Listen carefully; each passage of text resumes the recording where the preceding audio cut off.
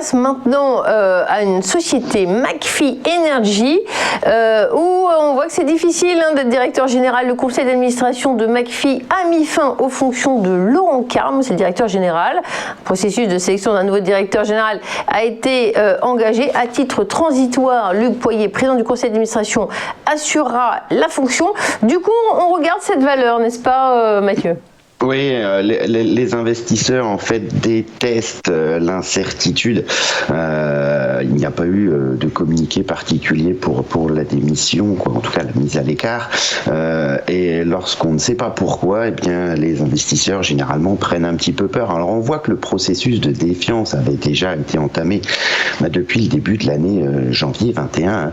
Les cours avaient fait un nouveau plus haut au-delà des 40 € et avaient entamé une phase de consolidation qui s'est transformé en tendance baissière à la rupture de la moyenne mobile à 200 périodes. On voit un premier gap d'ailleurs au courant juin qui a dégradé très fortement la dynamique.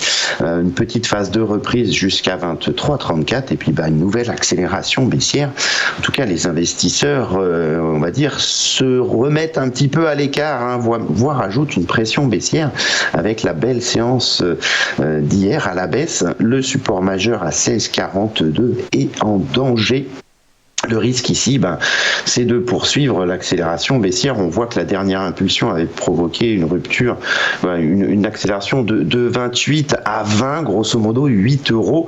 Le risque ici, c'est de reproduire la taille de cette baisse au point haut à 23, donc 23 moins 8 égale 15, c'est-à-dire sous le support majeur.